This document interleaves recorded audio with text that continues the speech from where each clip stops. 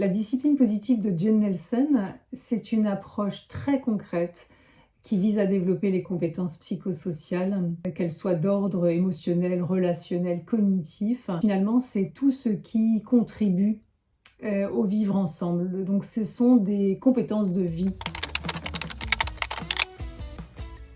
Cette démarche, elle a la particularité de s'appuyer à la fois sur la fermeté et sur la bienveillance. Fermeté parce qu'on a besoin d'un cadre, d'un règlement, de lignes de conduite, d'interdits pour pouvoir se construire en toute sécurité. Et on a besoin d'être vu. Et la bienveillance, ça va être le respect de l'autre, le respect de sa perspective. Ce qui fait que en formation, par exemple, on mettra le curseur sur la posture et les gestes professionnels à la fois fermes et bienveillants.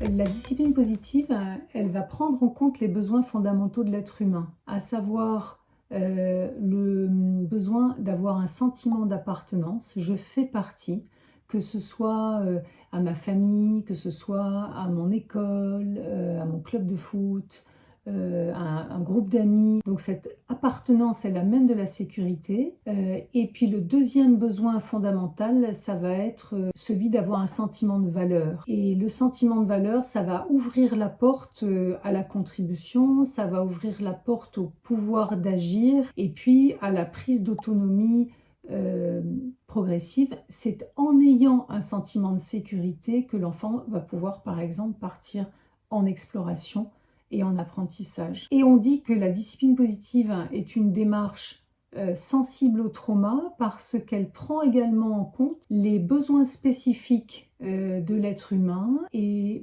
parfois, quand on a rencontré des événements traumatiques dans sa vie ou pour plein de raisons qui font qu'on a une histoire de vie spécifique, on va avoir des besoins spécifiques et en discipline positive, on va les intégrer pour que les compétences psychosociales puissent être au service à la fois des besoins fondamentaux et des besoins spécifiques de chacun. Alors en théorie, on sait tous que ce serait idéal d'être ferme et bienveillant, et puis après il y a la vraie vie et c'est pas toujours aussi simple. Ce qui fait qu'une des spécificités de la discipline positive, d'abord c'est que l'expérientiel est vraiment central dans cette approche. Et puis les auteurs, Jen Nelson et Lynn Nott, elles ont fait quelque chose de à la fois simple mais en même temps génial. C'est qu'elles se sont saisies de la théorie. Donc en fait, elles sont parties vraiment d'un socle qui est validé par les recherches et elles ont regardé ces compétences psychosociales et la posture pour les transmettre de façon très pragmatique. Ce qui fait qu'on est dans le on fait comment et on va s'appuyer sur l'intelligence collective par la recherche de solutions pour aller chercher un on fait comment qui est respectueux de chacun et qui prend en compte les besoins fondamentaux et spécifiques de l'être humain. Donc voilà, c'est ça la discipline positive de Jen Nelson.